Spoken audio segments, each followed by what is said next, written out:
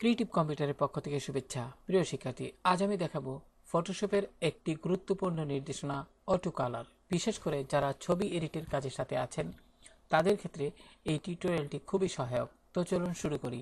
প্রিয় শিক্ষার্থী, লক্ষ্য করুন আমি ফটোশপে এমনই একটি ছবি এখানে অ্যাক্টিভ করে রেখেছি, যে ছবিটি এই ধরনের ছবি সাধারণত আমরা যখন কোনো অনেক পুরনো ছবি যখন আমরা আমাদের বাসায় অ্যালবামের মধ্যে রাখি, তখন অ্যালবামের মধ্যে থাকতে থাকতে কিন্তু ছবিটা অনেকটা লালচে কালারের হয়ে যায়। তো এই ধরনের ছবি যখন আপনার এরকম হয়ে যায়, তখন এটিকে ইচ্ছে করলে আপনি ফটোশপের মাধ্যমে কিন্তু স্বাভাবিক কালারে আপনি এটিকে নিয়ে আসতে পারেন। তো চলুন এটি কিভাবে করতে হয় তা দেখি।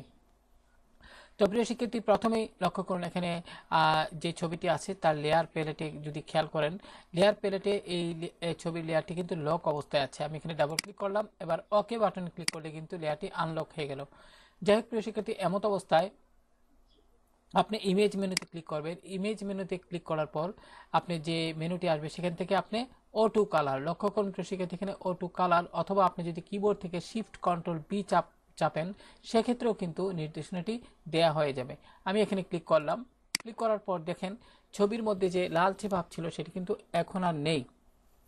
তো প্রিয় শিক্ষার্থী, এমত অবস্থায় আপনি যদি ইমেজ মেনুতে গিয়ে আপনার এখান থেকে আপনার অ্যাডজাস্টমেন্টের অধীনে যদি ব্রাইটনেস অ্যান্ড কন্ট্রাস্ট এটিতে ক্লিক করেন, তাহলে এখান থেকে কিন্তু একটু ছবিটাকে এডিট করে নিতে পারেন। যেমন আমি লক্ষ্য করুন বর্তমানে ছবিটা একটু আপনার এখানে আলো কম লাগতেছে। আমি যদি একটু ব্রাইটনেসটা বাড়িয়ে দিই এবং এখানে কন্ট্রাস্ট এটা যদি একটু বাড়িয়ে দিই, তাহলে উজ্জ্বলতাটা একটু বৃদ্ধি পাবে। তো প্রিয় শিক্ষার্থী খেয়াল করুন, তো মোটামুটি ছবিটা কিন্তু আগের তুলনায় অনেকটাই স্বাভাবিকভাবে মনে হচ্ছে। তো যাই হোক, এবার ওকে বাটনে ক্লিক করুন।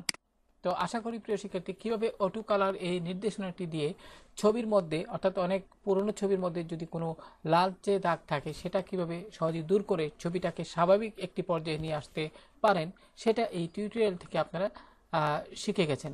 তো আজকে অতটুকুই থাক।